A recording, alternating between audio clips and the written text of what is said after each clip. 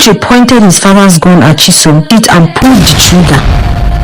Shockwaves ran through his body when he heard a loud bang. The bullet left the gun and lodged in Chisom's stomach.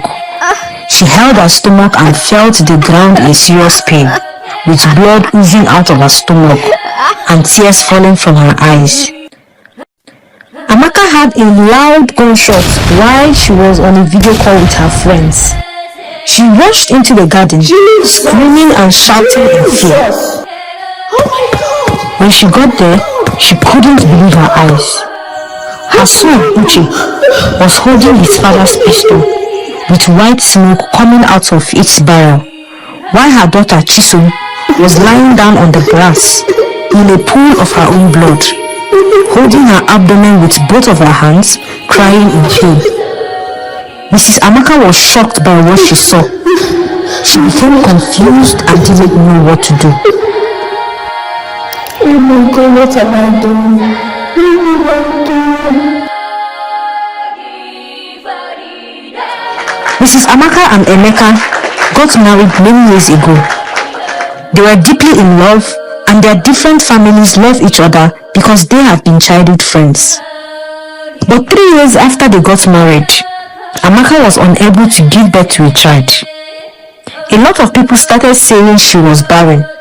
Some called her a witch, while others said she had damaged her womb by doing many abortions before she got married to Emeka. When will you get pregnant? Or have you done abortion and destroyed your womb? Emeka's family became impatient and even started advising him to get another wife that would bear him children. I don't want another woman, mother, father, I don't. This made Amaka very depressed and heartbroken. Every night, she would stay up crying her eyes out.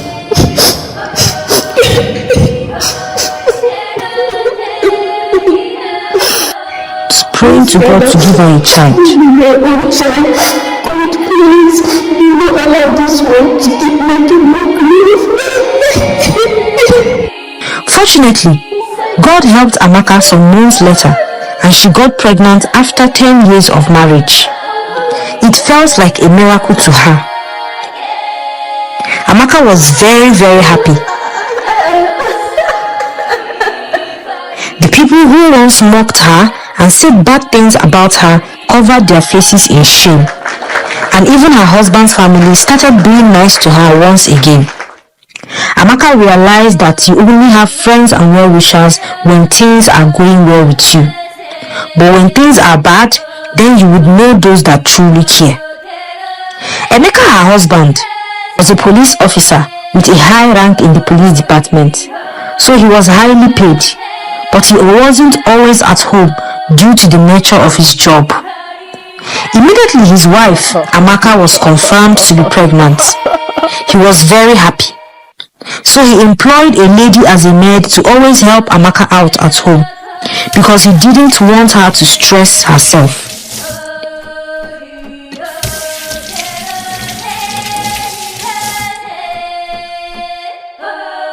The doctor advised Amaka that she needed enough rest, so Emeka didn't want to risk losing her first pregnancy after trying for so many years.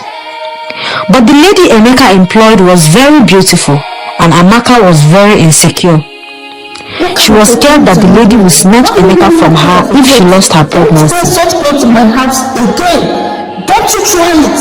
Don't wear such clothes again in my house. So she fired the lady I don't need your services anymore. and employed an elderly woman called Ifeoma to be her maid. My household. Ifeoma was a widow who had lost her husband and family in a fire outbreak many years ago. She had been happily married with 4 children, but one day she had to travel to another location for a special event. She was a well-known event planner who was very good in her field. But when Ifeoma returned from the event, her house was already up in flames. Her husband and children were trapped inside.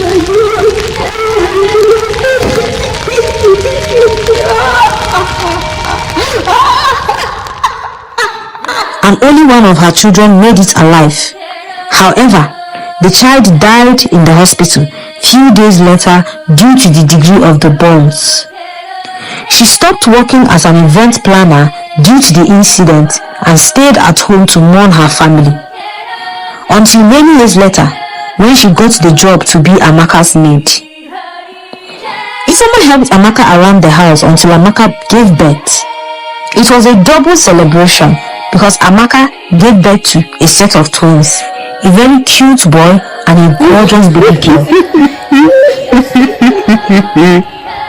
She named the boy Uche and the girl Chisom, which both translated to mean God's mind and that God is with me. Amaka loved the twins too much to a fault that she was fond of over-pampering them. Whenever they did something wrong that needed correction, she wouldn't scold them. If her husband tried to punish them for doing something bad, she would rebuke him in front of the kids. She would tell him, "Please, don't beat or punish my children. Do you want to kill them? Have you forgotten how long it took us to have them? Please let them be. They are my treasures." Whenever she said this, her husband would take a deep breath and walk away in anger. He loved Amaka so much and didn't want to do anything that would hurt her. Unknown to him that he was lending her a hand in spoiling the children by keeping quiet. Uche and Chisom often witnessed this, so they started looking down on their father because they realized that their mother had no authority in the house. Whenever they did something wrong or anything mischievous at home, they would run to their mother and hide behind her for protection. And just as expected, their mother would fight on their behalf and ensure that no one would correct them for their wrongdoings. Mama, I'm not just a kid. The presence of Ifeoma made Amaka lazy. She was so used to the special treatment that she got when she was pregnant that even after she gave birth, she stopped doing the house chores and cooking. All she does is to sit at home and browse the internet on her phone. Her maid Ifeoma was in charge of cleaning, cooking, washing, bathing the children and all other house chores. Amaka also became very arrogant, proud and rude after she gave birth to the twins. Because of how her family and friends treated her when she was barren, so she believed that everyone was the same. Uche and Chisom saw how their mother often disrespected Ifeoma, despite the fact that Ifeoma was an elderly woman and older than their mother. They witnessed how Amaka would often command Ifeoma like a slave and raise her voice at Ifeoma all the time. And Ifeoma would simply say, "Okay ma," no matter how rude Amaka was to her. So they also started disrespecting Ifeoma as they grew older. They often called her by her name and disrespected her. Don't you know I'm old enough to be your grandmother? Their father often tried to correct them, instructing them to call her Aunt Ifeoma or Mama. Mama Ifeoma, okay? But in the absence of their father, they would continue calling her by her name. One day, Emeka just returned from work when he heard Uche screaming out to Ifeoma from the dining table. Uche said, "Ifeoma, where is my food? I am hungry. Do you want me to tell my mother to chase you out of our house?" Emeka couldn't believe his ears. What did I just hear? He removed his belt and lashed Uche on the back. Uche quickly ran to meet Amaka in the bedroom and hid behind her. When Emeka entered the room, Amaka refused to let Emeka beat him. Emeka explained what transpired to his wife, how Uche was yelling at the maid, who was old enough to be their grandmother. But to his greatest surprise, Amaka said, "What is wrong in what he said? Isn't she our maid? Isn't it her job to cook food for the children? It's right to yell at her since she can't cook the food on time. So you think it is proper for your children to refer to Ifeoma by her name instead of Auntie Ifeoma or Mama?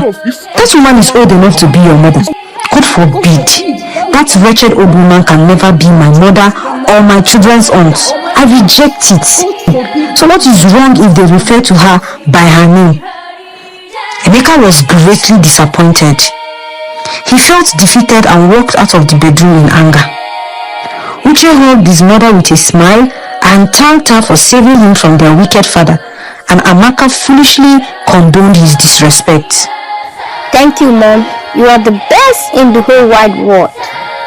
The children were also addicted to the television and would spend most of their time watching movies and animations for hours instead of reading their books or doing something productive. Each time Ifeoma tried to scold them to do the right thing, they would run to their mother and report Ifeoma to her. Instead of Amaka to ask the proper questions and do the right thing, she would say hurtful things to Ifeoma in front of the children, making Ifeoma feel very hurt and bad. She would often tell Ifeoma, "Don't ever try to lay your hands on my children again or raise your voice at them. I'm not the one who killed your children, and my children are not responsible for your misfortune. So stop taking out your aggression on them. If you want to train children, then give birth to new ones and stop teaching me how to train mine." Ifeoma would simply keep quiet as Amaka insulted her. When Ifeoma goes to her room, she will start thinking about her late husband and children and the beautiful life she once had. Sometimes she would cry, but she couldn't leave because no one would employ such an elderly woman in their home. This was why she continued enduring the insults from Amaka. One fateful weekend, Ifeoma was cleaning the house as was her usual routine. When she got to the living room, she saw Uche and Chisom watching a movie. She felt it was a random movie until she saw two adults doing grown-up things in the movie. Their bodies were exposed and the scene was too mature. Ifeoma was shocked. She quickly turned off the television switch and instructed the twins to go into their room. Uche and Chisom became very upset and they went to their mother's room as usual to report Ifeoma. When Amaka came downstairs, Ifeoma knew that Amaka wouldn't ask what happened, so she quickly started narrating what she witnessed. They were watching an adult movie. It was too sensitive for children like them. That was why I switched it off and sent them to their room.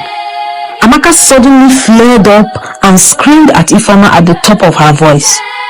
"Now you're trying to teach me how to train my children again. Ifeoma, I see you don't know the description of your job anymore. I implored you to do the house chores, not to train my children for me. I am warning you, Ifeoma. If this happens again, I would fire you." Then Amaka took the children into her room to continue watching the movies. Ifeoma was heartbroken. She felt humiliated, but there was nothing she could do. When Emeka returned from work that day, Ifeoma called him aside and told him what transpired earlier. "Your wife is spoiling these children, and you would be a victim of what they grew up to become. I was once a mother, so please advise her to be cautious." Unlike Amaka, who was arrogant, Emeka was very kind and nice to Ifeoma. He apologized for his wife's rude behavior and promised to talk to Amaka and the children. But Emeka was always busy, so he was not always around to see what was going on in the house. He knew it was pointless talking to Amaka, so he simply went upstairs, took his bath and went to bed because he was very tired from the day's work. The following week, Emeka had a very important function to attend in a different state, and he was expected to be there for 2 weeks. He was deployed to spy on a criminal organization, so he was expected to go there as a civilian. He left his uniform and gun at home and traveled like a businessman. On the evening of the day he traveled, a very interesting movie was being shown on the television. Amaka and the kids stayed up watching the movie. They watched and watched until it was almost midnight. Ifeoma wanted to remind Amaka that the children needed to go to bed so they wouldn't sleep in school the next day.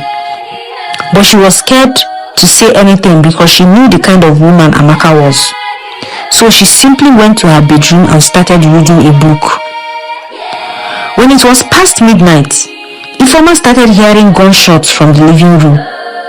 She went into the living room and saw Amaka still awake, and another movie was being shown.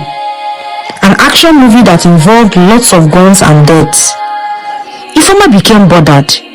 She shook her head in disapproval as she observed how focused the children were in the movie. When Ifeoma was about to go back to her room, she heard Uche ask their mother, "Mommy, what happens to the people in the movie when they are shot with a gun, like the one that Daddy has?"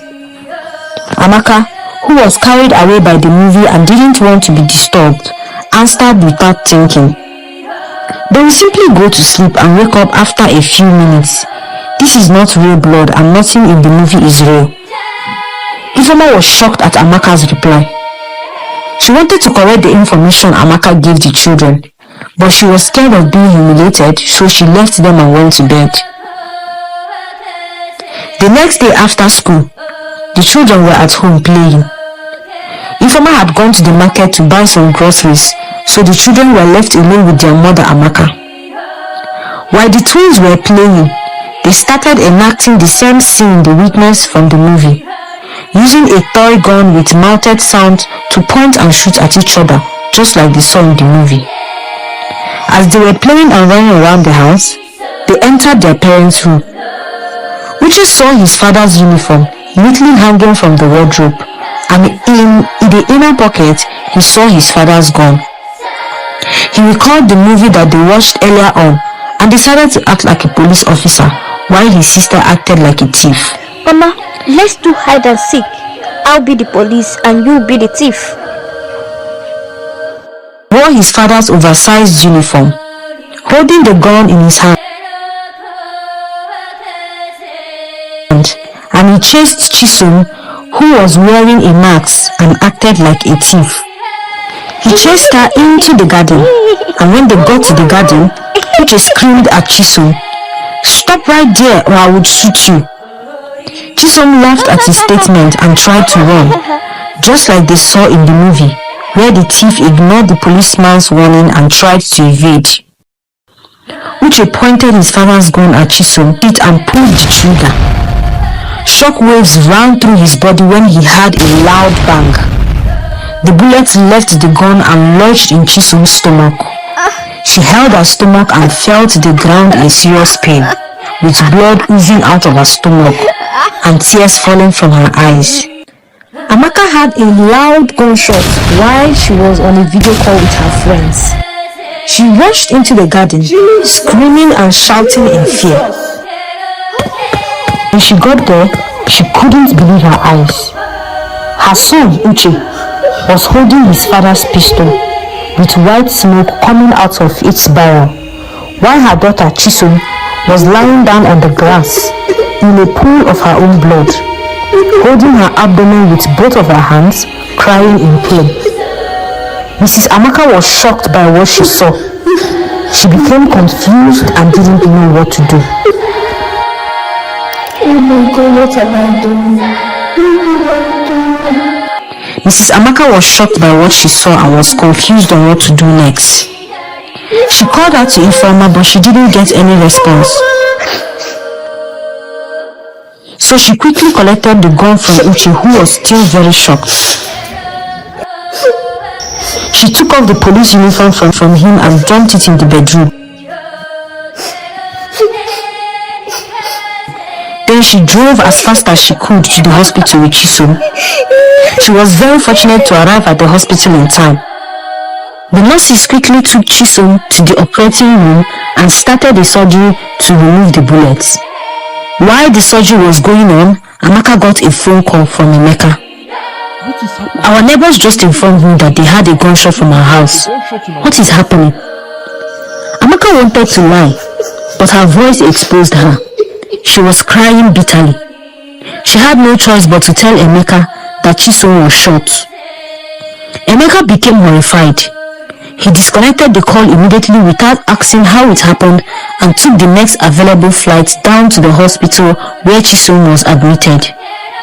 When he arrived at the hospital, he quickly went to where Amaka sat down beside the surgery room. What happened?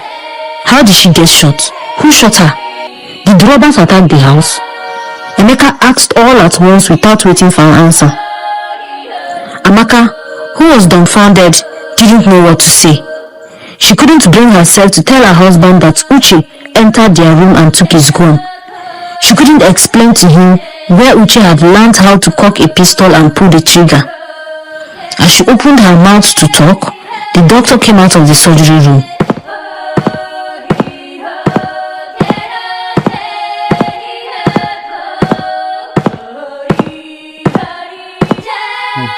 Your daughter's condition is fine now, but she has lost a lot of blood and we urgently need a blood transfusion. One of you should come forward and donate some blood for her. Emeka quickly volunteered to follow the doctor to donate some blood. Some of his blood were taken and some tests were carried out. Some minutes later, the doctor came out of the lab with a puzzled expression. He walked up to Emeka and asked him with a strange look, "Are you the father of the little girl, or was she adopted?" Emeka became confused and offended at the same time by the doctor's question. "She's my daughter. What sort of question is that? Please take some of my blood and save my daughter." "I'm very sorry, sir, but you're not the biological father of this little girl. Your blood and her blood do not match. I think you should call your wife. Let us use her blood instead because the little girl is running out of time." Emeka became more confused. He couldn't believe his ears. How can the doctor say that Chisom isn't my child? Emeka asked himself. Then suddenly, he also realized something else. That if Chisom is not his daughter, then that means Uche is not his son as well, since Uche and Chisom are twins. While he was distracted by his thoughts, the doctor yelled at him once again. "We have to hurry. This little girl does not have much time left. We need the blood transfusion immediately." Emeka quickly rushed to the waiting room where Amaka was seated. "Come quickly to the lab. The doctor needs your blood to save your daughter, or she would die." Amaka looked at him with doubt. She didn't understand why Emeka would call Chisom her daughter and not their daughter. She did not understand why Emeka had to call her to donate blood when he could simply donate his own blood. But without hesitation, Amaka followed Emeka into the laboratory. A lot of questions were running through her mind as the nurse inserted a needle into her vein. Emeka just sat there staring at Amaka. His facial expression made it obvious that something was wrong somewhere and Amaka knew this. After they were done taking her blood, Emeka walked up to where Amaka sat. When no one else was around, he told her, "Tell me the truth, Amaka. What have you been hiding from me?" Amaka did not understand what Emeka was trying to say. She felt that someone had told her husband what happened at home, how Uche used his gun to shoot his sister Chisom. She wanted to lie, but when she saw the seriousness in her husband's face, she broke down in tears and started crying. "I'm sorry, my husband. It's the work of the devil. I don't know that this would happen. Please forgive me, my husband." Emeka's eyes widened at Amaka's reaction. He felt Amaka was begging and crying for forgiveness because she had cheated on him with another man. He did not know that she was asking for forgiveness because of what happened at home, because she knew Emeka would be very disappointed and angry at her for allowing such a grave mistake happen. Emeka left the hospital out of anger, believing that his wife Amaka was cheating on him. He drove straight to Mark's house. Mark and Emeka had been friends right from childhood. They both had the same dream, so they joined the police force together. However, Mark's family were connected, so Mark had a higher rank than Emeka. Despite the fact that they had finished the academy at the same time, they were best of friends and acted like blood brothers. When Emeka got to Mark's house, he started weeping and crying over what he discovered at the hospital. His eyes were very red and his heart was filled with anger. "What is the matter? Why are you this angry? Why are you crying? Did anything happen to your family?" If something had happened to them, it would have been better. But this level of betrayal is unbearable. "Talk to me, Emeka. What level of betrayal?" "My wife, Amaka, cheated on me. The twins are not my children. She was having an affair with another man under my nose. Can you imagine?" Mark, who was previously worried about his friend, who was looking devastated, suddenly had fear written all over his face. He gazed at Emeka closely, as if he had an idea of what Emeka was talking about. But he suddenly pretended to be shocked as well by the news. What do you mean she's cheating on you with another man? Do you know who the man is? Mark asked, with his heart beating very fast in expectation of Emeka's answer. Emeka took a deep breath. Then he looked at Mark, who was already sweating and shaking. No, I don't know, but I will find out. I will definitely find out who it is, and I will make sure he suffers for the rest of his life for making me train children that are not my own. Mark suddenly became relieved by Emeka's answer. He moved closer to Emeka and placed his hand on Emeka's back. But how did you find out she's cheating on you? Did she confess to you by herself?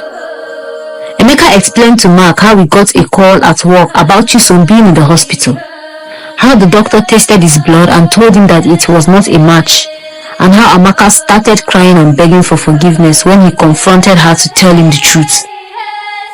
Meanwhile, Ifeoma had returned from the market where she went to get some things before the incident happened. There was no one at home and she was very scared when she saw blood on the grass. She quickly called Amaka on the phone, but Amaka was crying when she picked up the phone and she could barely say anything. Please ma, what is happening? Where are the children? Where are you? We are at St. Joseph's Hospital. Please help me beg my husband. Is he there? Tell him I didn't know when Uche took the gun from his room. Ifeoma was confused. She wanted to ask Amaka what is going on, but Amaka disconnected the call and continued crying. Ifeoma quickly locked all the doors and found her way to St. Joseph's Hospital. When she got there, she saw Amaka inside her car in front of the hospital crying her eyes out. Ifeoma knocked on the window of the car and Amaka whined down the glass. What about the children, ma? Are they safe? What happened? Ifeoma asked Amaka with worry and anxiety written all over her face. Amaka opened the door for Ifeoma to come in. Then she explained all that happened to her. Ifeoma was shocked, but she was also very happy that Chisom and Uche were fine. However, Ifeoma was surprised because this would be the very first time Amaka would be nice to her or talk to her in a polite manner ever since she gave birth to the children. While Amaka was crying, she asked Ifeoma, "Where were you when Uche entered our matrimonial home and took out his father's gun and uniform?" Ifeoma told her that she went to the market to get some groceries and that she had told Amaka before she was leaving, but Amaka was on a video call and didn't pay attention. Suddenly, a thought came to Amaka. If no one was at home when the incident happened, then how did Emeka know? Why was Emeka angry when he was not aware of what truly transpired? Amaka asked himself. After some hours, Chisom became stable. Amaka, Ifeoma and Uche went to see her on her hospital bed. Uche started crying.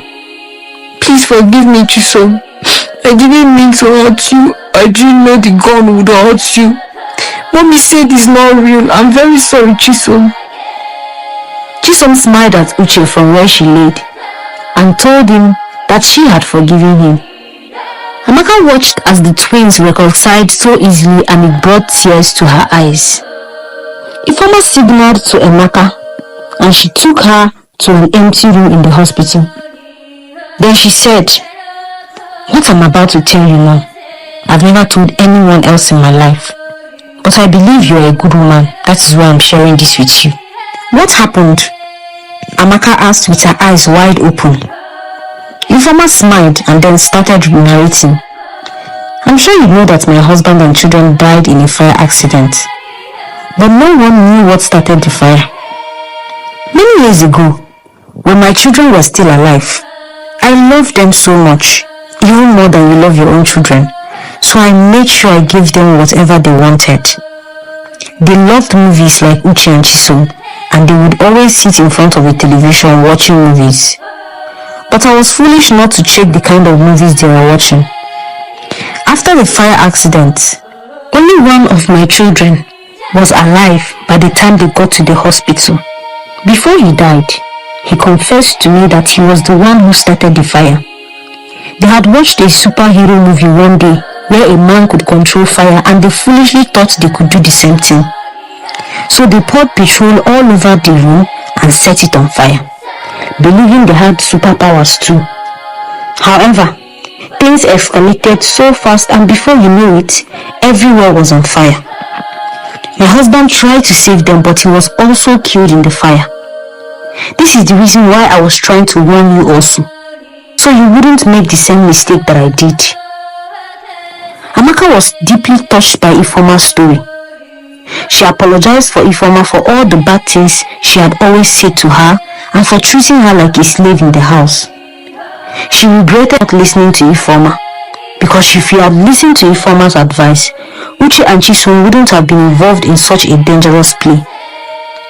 When they got back to the ward where Chisom laid, Emeka and Mark suddenly showed up.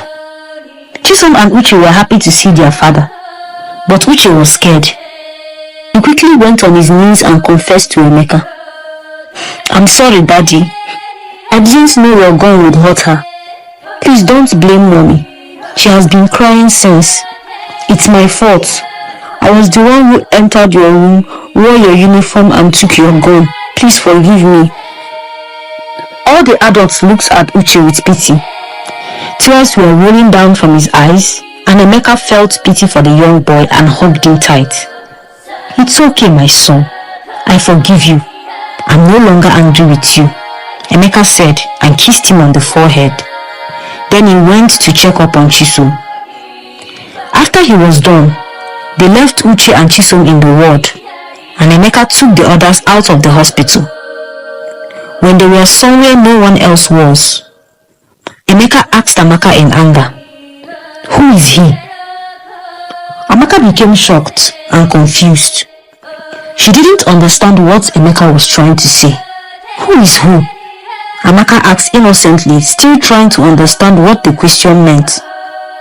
"Don't you dare play games with me, or I will shoot you and shoot myself right now. Who is the father of those children?" Amaka's eyes widened in surprise. Her legs started shaking and her breath started to fail her. She was shocked and bewildered at the same time. Emeka's questions caught her off guard. It was at that moment that she realized what Emeka meant earlier when he called Chisom her daughter and not our daughter. "What? What are you saying? You are their father. Do you think I'm cheating on you? Do you think I've ever cheated on you?" Emeka was filled with rage and more anger at Amaka's response. He felt she was trying to outsmart him. "You fool! Your secret is out already. The doctor performed a test on my blood and discovered that it was not a match with that of Chisom's blood. I also conducted a DNA test and the doctor confirmed that I am not their biological father. So stop with all this pretense and tell me who their father is." Amaka couldn't believe her ears. It felt as if she was dreaming. She looked at Emeka closely to be sure he wasn't playing a prank on her. But when he suddenly took out his pistol and pointed it at her, she realized that Emeka was very serious and also heartbroken. She went on her knees with hot tears falling from her eyes, and she said, "Sweetheart, these children are yours. I swear with my life that I've never cheated on you since the day we got married. I love you, Emeka, and I would never do anything that would hurt you. Tell the doctor to do another test, please." Emeka looked at Amaka with tears falling from her eyes. He was convinced that Amaka was telling the truth, but the evidence was too obvious to deny. He didn't know what to believe. How is it possible that she would be pregnant for another man without her own knowledge? Ifeoma and Mark were present. Mark was telling Emeka to shoot her, that she must be lying, but Ifeoma just stood still, watching as everything unfolded. Suddenly, Ifeoma walked up to Emeka and stood up in front of the gun. Emeka was surprised at Ifeoma's courage. He respected Ifeoma a lot because she was elderly, so she didn't want to scream at her despite the fact that he was very, very angry. "Please go away. Let me kill this betrayer. Why would you be trying to protect her, despite how harsh and demeaning she was to you?" Emeka asked with tears flowing from his eyes. Ifeoma smiled at Emeka and collected the gun from him slowly. Then she said to him, "I know you are not the father of the twins. Your friend here," pointing at Mark, "is the biological father of Uche and Chisom." Emeka and Amaka became very shocked. They both screamed, "What?" at the same time. "Mark, what is the meaning of this? How is Mark responsible? Was Amaka cheating on me with my best friend?" At the same time, Amaka asked, "Mark, how is Mark their father? I've never slept with him my entire life. I've not even hugged him before. So how?" The whole situation was becoming confusing and everyone was lost except for Ifeoma and Mark.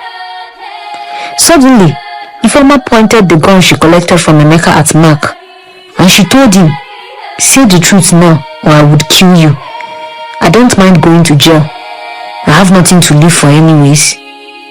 Mark became very scared. He went on his knees pleading with Emeka, "Please forgive me, my friend. It was the work of the devil." Emeka and Amaka still remained confused. "What exactly is the work of the devil? Please help me understand," Emeka asked. Mark took a deep breath and started narrating. 9 years ago, when Emeka was promoted to a higher rank at work, Emeka held a party at the club to celebrate promotion. All his friends were invited, including Mark. But unknown to Emeka, Mark had always been in love with his wife Amaka, but he couldn't say anything because Emeka was already married to Amaka.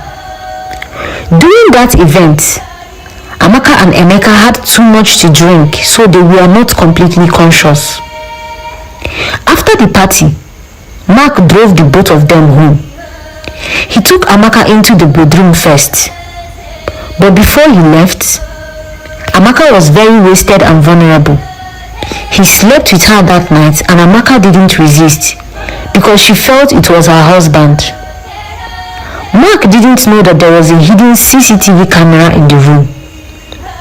The CCTV camera had been installed by Amaka some months ago because she was told by a prophet that the reason why she couldn't get pregnant was because she had a spiritual husband. So she installed the CCTVs to watch herself when she was sleeping to check if what the prophet said was true. But after a week of watching the videos, she completely forgot about the CCTV. When Mark was done sleeping with Amaka, he took Emeka into the bedroom as well and placed him beside Amaka on the bed. The next day, no one knew what had happened and things went on fine until Amaka became pregnant. When Ifeoma was hired, she was doing her cleanups and she found the hidden CCTV and decided to watch the videos. That was when she watched the event of that night. But she was scared that Emeka would divorce Amaka and fire her if he found out. So she kept it a secret to secure her job. She deleted the CCTV footage and pretended not to know anything.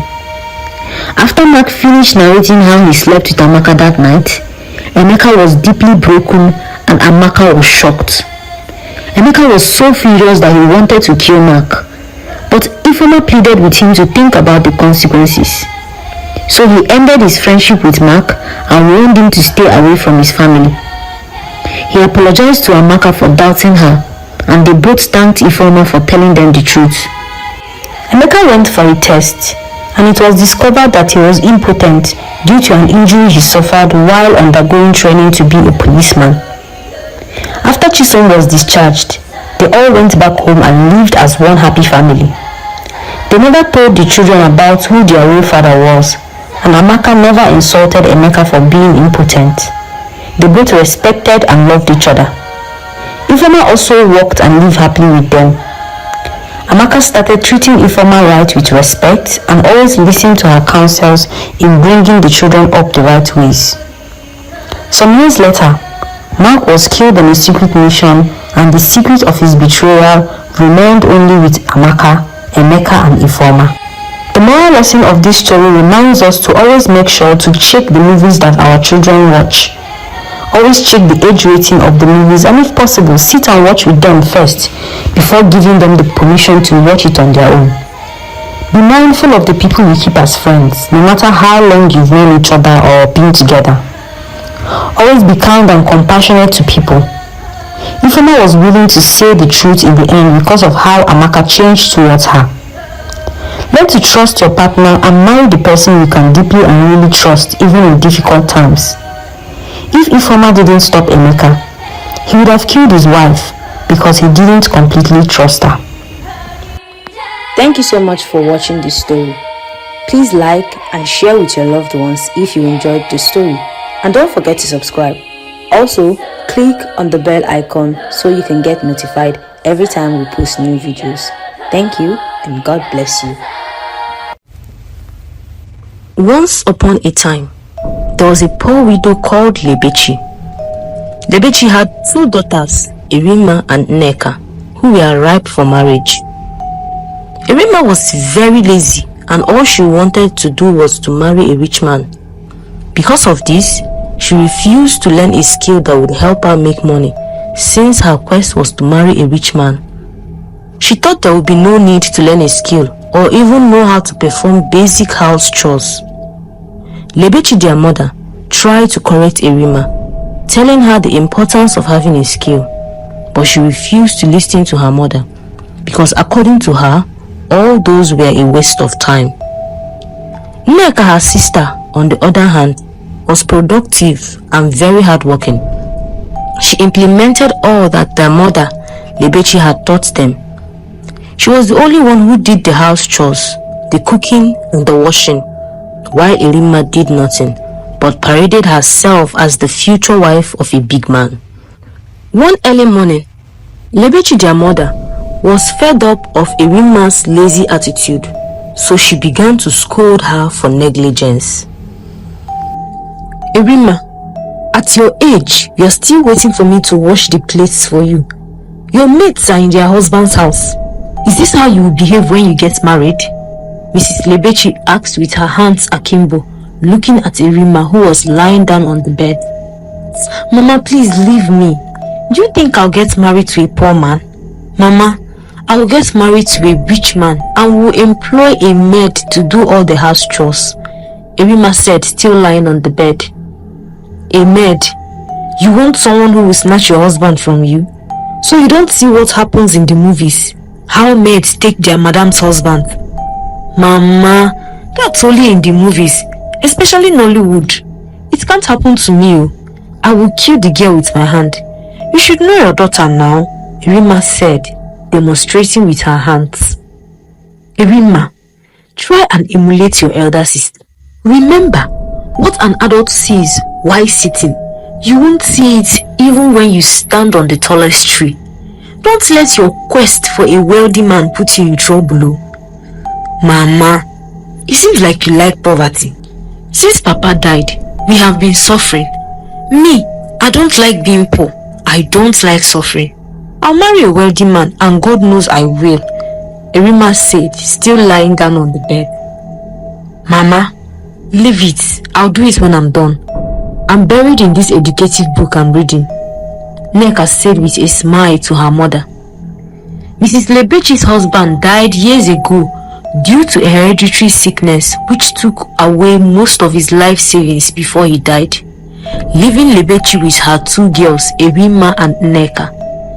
Lebechi tried her best to make sure her girls completed their secondary school level, but she couldn't train them in the university from the late to her business end. After their secondary school, Nneka, the elder sister, decided to learn hairdressing, while Irima refused to learn any handwork. Irima, the younger sister, who was so beautiful, always carried herself like a queen. How do you expect such a beautiful girl like me to suffer? Are you seeing these things God gave me? See my shape now, she would say jokingly to Nneka whenever she was asked to learn a handwork. But surprisingly, with her character, she got more suitors than her elder sister Nneka. But she turned them all down, saying she must get married to a wealthy man. She insisted that she would get married to someone who would take her out of the village and poverty. Irima, if you like, don't emulate your sister. Keep on being lazy. We'll see how you will survive in your husband's house, Lebechi said, and walked out on the girls. Nneka left the book she was reading and went to do the dishes because it was already getting late. While Erima took her phone and started laughing and chatting with her friends. The next day, Lebechi sent her girls to the market to go get things for her. On their way back, a blue classic jeep pulled up beside them.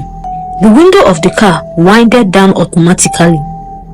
"Hello, beautiful," a voice from the car said, calling out to one of the sisters. Erima turned, pointing to herself and asking if he was referring to her. He nodded his head. Erima went ahead to answer the call, leaving her sister aside to wait for her. Few minutes after, the man drove off. "He said he likes me and I think I like him too," Erima said, walking towards her sister and making gestures with her face. Erima, are you sure you like him already, or is it because you've seen a fine car?" Nneka asked her jokingly. "I've told you that I like him. It's you that knows the one you want to choose to believe," Erima said and started walking home with joy while Nneka followed her behind. At night, Erima waited impatiently for Ikem, the man that she had met on her way back from the market, to call her on the phone, but he didn't. She was so worried that she refused to eat. Nneka, her sister, asked her what the problem was, but she insisted that it was nothing.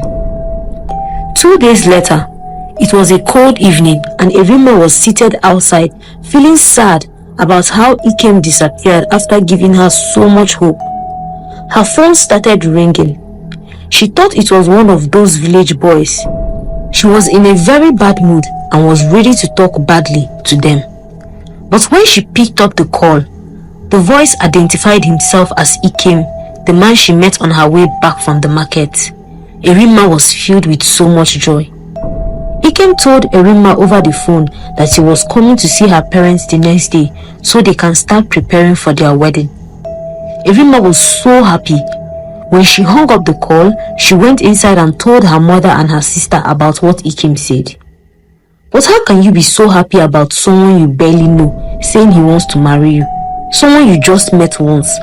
Don't you know you have to date him first before knowing if it will work out between you two? Do you even know anything about him? Love is not everything, no," Nneka said, looking at Erima. Mama, you want Nneka? She has started again. I don't want her bad luck. That was how she said Chimaobi will break my heart, and he broke my heart. Now she has come again with her bad luck.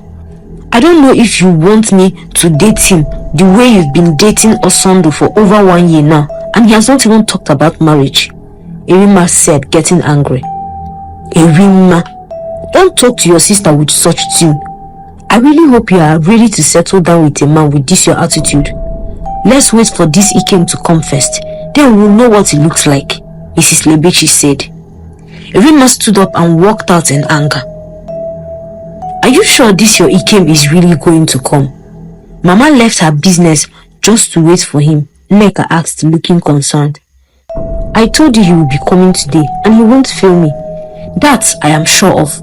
You see he's a man of integrity," Erima said, looking positive. "Man of integrity?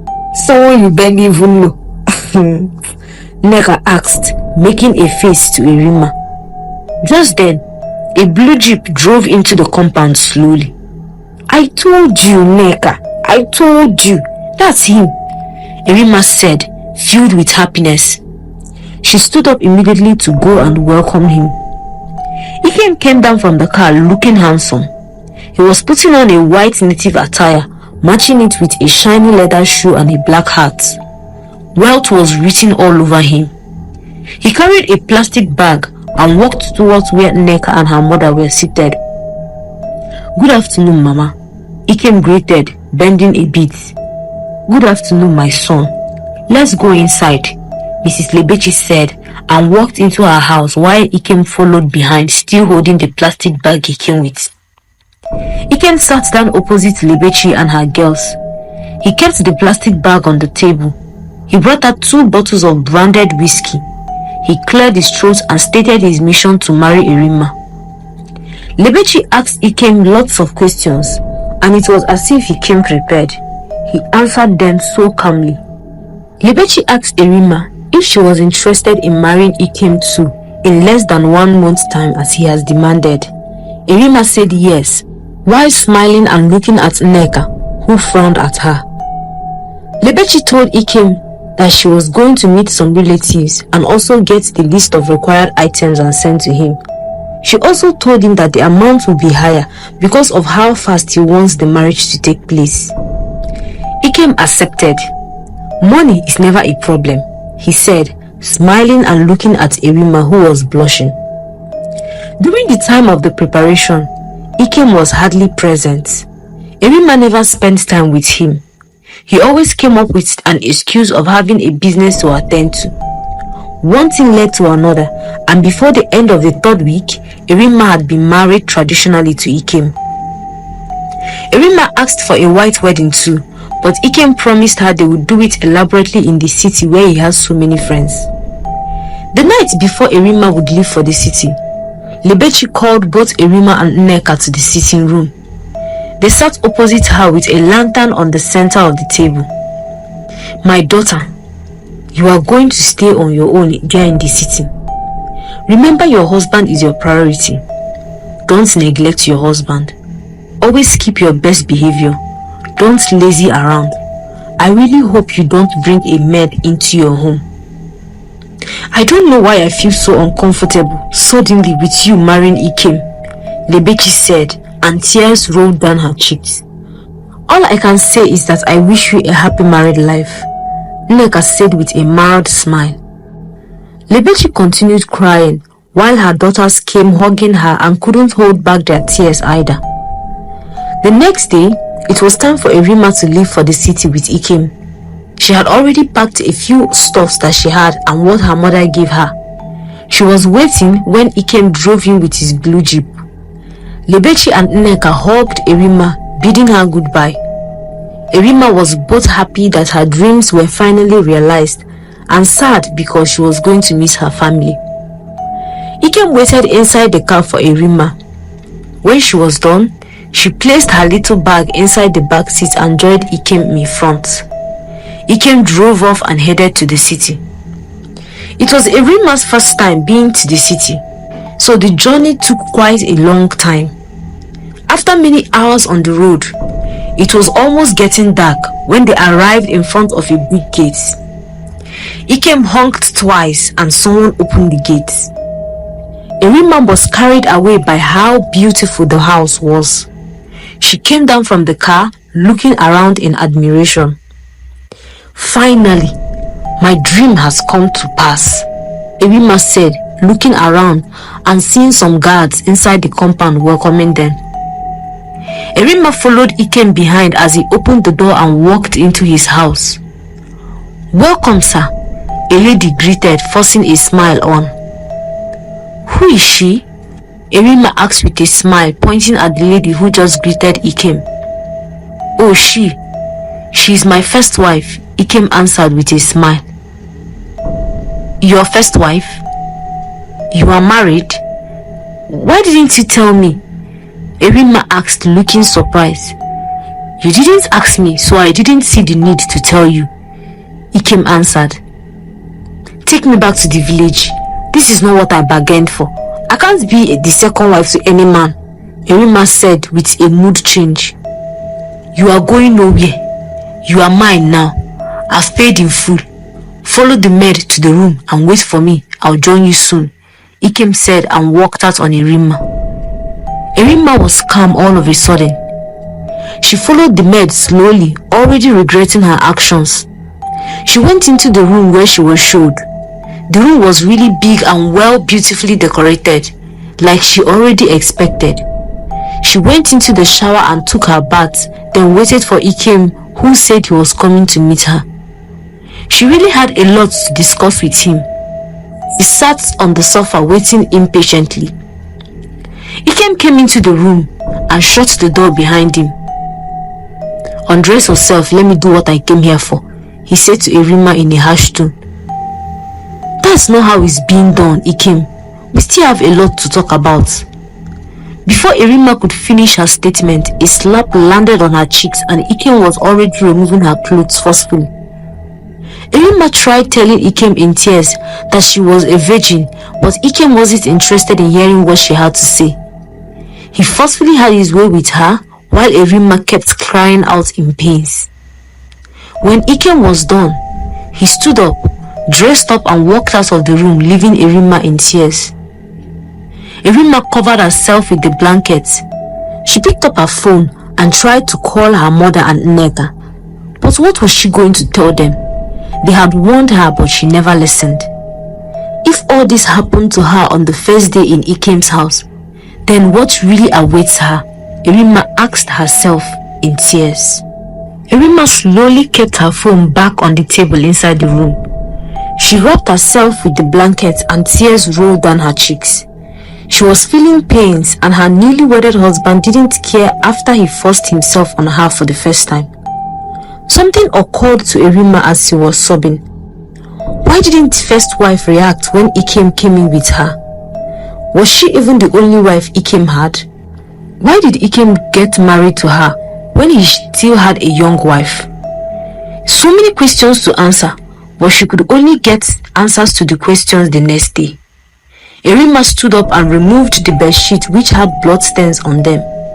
She saw new sheets placed inside the wardrobe in the room. She replaced it and lay back on the bed. She was thinking about her mother and sister as she cried herself to sleep. The next morning, Erima woke up with headaches. She was still curious with all the questions she had. She knew the only way to get the answer was if she talked with the first wife. She stood up from her bed and came out of her room. "Good morning, ma'am," the maid greeted Erima as soon as she came out of her room. "Good morning," Erima greeted back and went her way. Erima kept walking towards the living room. She met the lady Ikem had introduced to her as his first wife. She was seated on the cushion in the parlor. "Good morning," Erima greeted the lady who didn't seem interested in accepting her greetings. "Good morning," Erima greeted again, yet there were no response. "I'm sorry, I didn't know Ikem was already married to you," Erima said, and sat beside her. "I'm still curious. Why didn't you say anything when you saw me with him? Why didn't you react? You just greeted him and didn't talk to me. If I were to be in your shoes, I wouldn't have allowed another woman into my home," Erima said, looking at the lady. The lady turned, looked at Erima, stood up and walked away without uttering any word. That alone made Erima more curious. She really needed to know what was going inside the house she found herself in. She stood up and went in search of the maid. She met her washing the dishes in the kitchen. "Excuse me, please, can I talk to you?" Erima said to the maid in a calm voice. "Yes, ma," she answered, wiping her hands and facing Erima.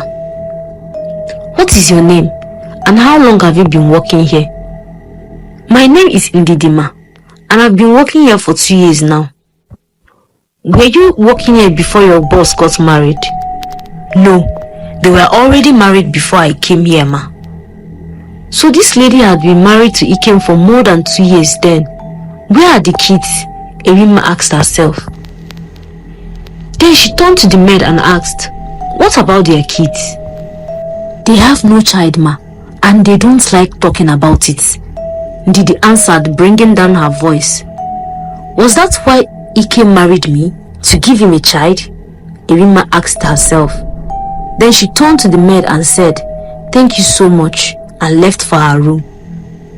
1 week after, in Ikem's house, Erima barely sees her husband. He would only come into her room whenever he wanted to have his way with her and then leave. So many times, she tried to hold a conversation with him, but it seemed he didn't have her time. Erima saw herself more as a prostitute to her husband than a wife. The first wife, on the other hand, wanted nothing to do with her, which made the whole house seem like a prison to her. Though she got what she wanted, but she wasn't happy. Erima was on the phone when a phone call came into her phone. It was her sister. Nneka calling. Hello, Nne, good afternoon. Good afternoon, beauty. How have you been doing? I'm okay. How about you? I'm fine, no. I didn't want to disturb you throughout last week because I know you were on a honeymoon and enjoying yourself. Anyways, I said let me inform you. Osondo has gotten a well-paying job and he finally proposed to me. Oh, I'm so happy for you, Nneka. He's calling me again. I'll talk to you later, my dear sister, Nneka said and hung up. Erima could feel the happiness in her sister's voice. She couldn't tell why she never opened up to her sister to tell her what she was passing through in her marriage. Maybe she was ashamed of the choice she made. It was 6 weeks already since Erima got married to Ikem. Erima started seeing the signs of pregnancy. She confirmed she was actually pregnant when she missed her period. She was filled with so much joy, and she only hoped that the baby would bring joy into the household too. She decided she was going to tell her husband first before the first wife, who the maid called Madam Isioma. Erima waited impatiently for Ikem to come back. She slept off as she waited. Someone knocked on the door gently.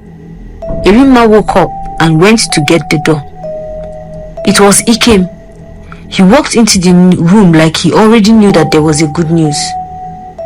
I saw your text message. You said you wanted to see me, Ikem said in a calm voice and sat on the cushion inside Erima's room. Erima hadn't seen Ikem in such a calm tone ever since they got married. I'm pregnant, Erima said with a mild smile. You are pregnant? Ikem asked to be sure of what he had. Yes, Erima answered with a nod.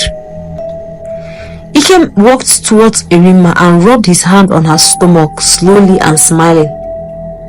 Erima was relaxed and felt happy that Ikem was rubbing his hand on her stomach with love for the first time since they got married.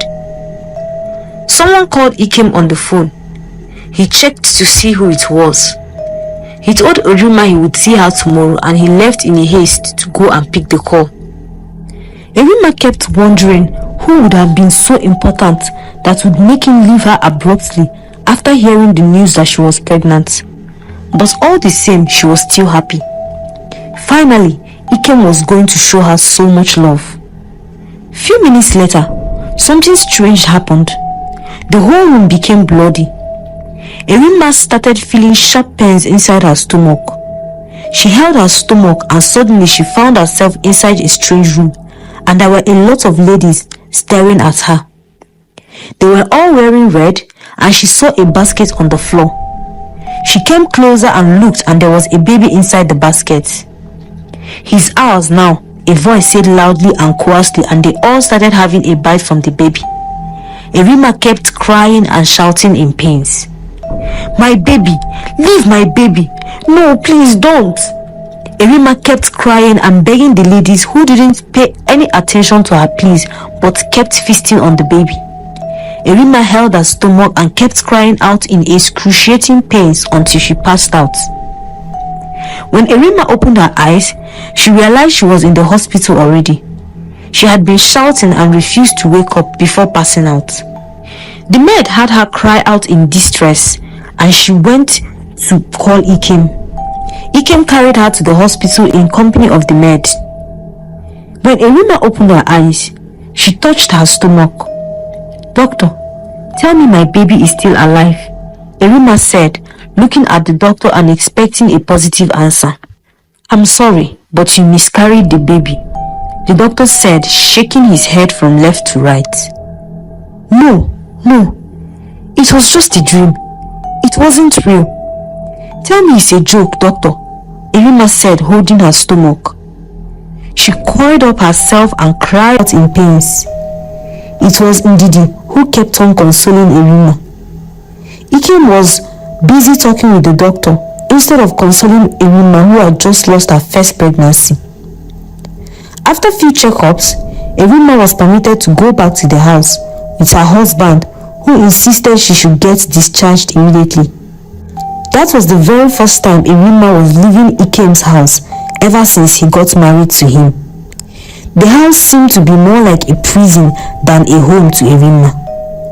Most times, she would ask Ikem to allow her buy things, but he would insist that there was a maid to do the buying in the house.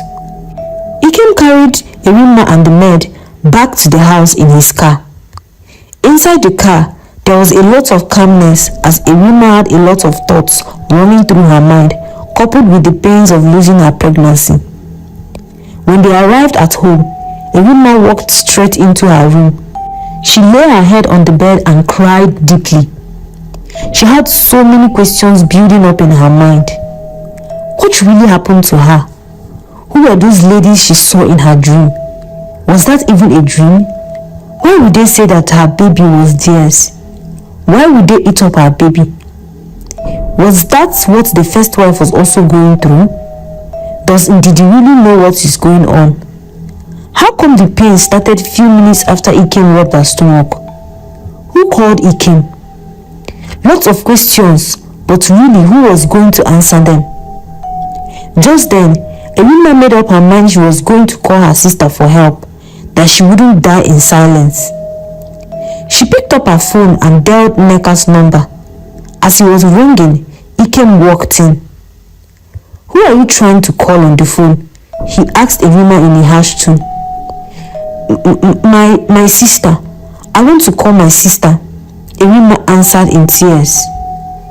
Ikem collected the phone from her and ended the call. "This is my family. This is my union. You don't take my issues outside this roof. For this reason, this phone remains with me. You have no access to anyone outside of this house," Ikem said in a raised tone. "But why? Tell me why," Erima asked in tears. "Keep your questions for another day. Open your legs, let me do what I came here for," Ikem said, trying to remove Erima's clothes. "Who are you, Ikem?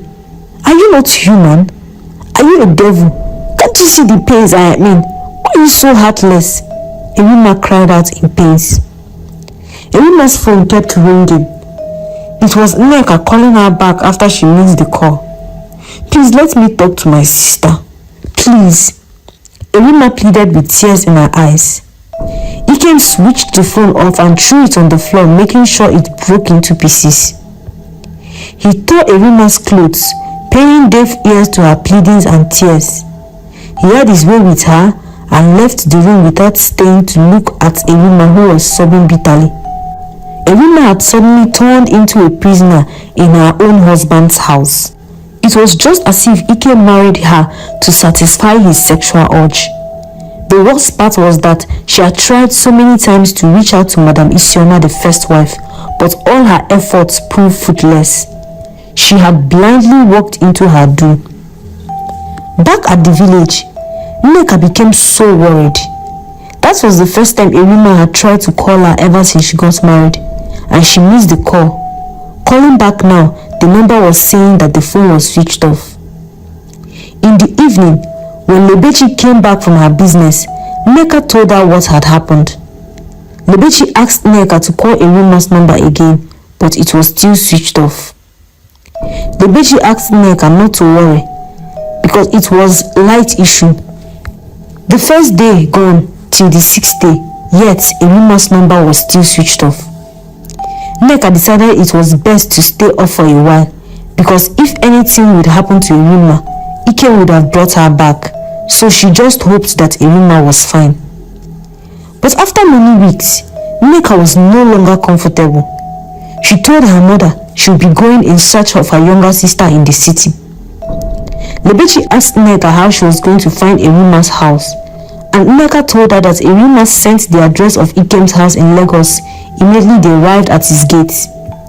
She told her mother that Erima was already used to doing so anytime she goes to anywhere new, so she had just sent it to Nneka that very day they arrived. Nneka picked up a few clothes and left for the city for the first time. Back at the city, Erima had already started seeing signs of pregnancy again. She made up her mind she wasn't going to let anyone know she was pregnant, not even Ikem. She needed answers to all the questions she had, and she would definitely get them. Erima was inside her room, thinking of how she was going to hide her pregnancy. But it didn't seem possible, because after a while it will become obvious. Pregnancy grows and it can't be covered forever. But who knows? Those ladies won't be able to touch her if the baby grows well inside her stomach, Erima thought within herself. She was still thinking of her way forward when she heard some voices outside. She decided to come out and check if her husband brought in another lady, just like he did with her. Ikem opened the door and walked in. "Good evening, sir." Isioma and Erima greeted Ikem as he walked in. Someone followed behind. It was Nneka. Nneka had been outside for a long time. The guards had asked her to call her sister, who she claimed was their madam, on the phone. But Nneka couldn't because Erima's number wasn't going through. Ikem came back late and met Nneka outside. He asked the guards to let her in. "Good evening," Nneka greeted Isioma, who looked older. But Isioma didn't respond to the greetings. Erima ran towards her sister and hugged her with tears rolling down her cheeks.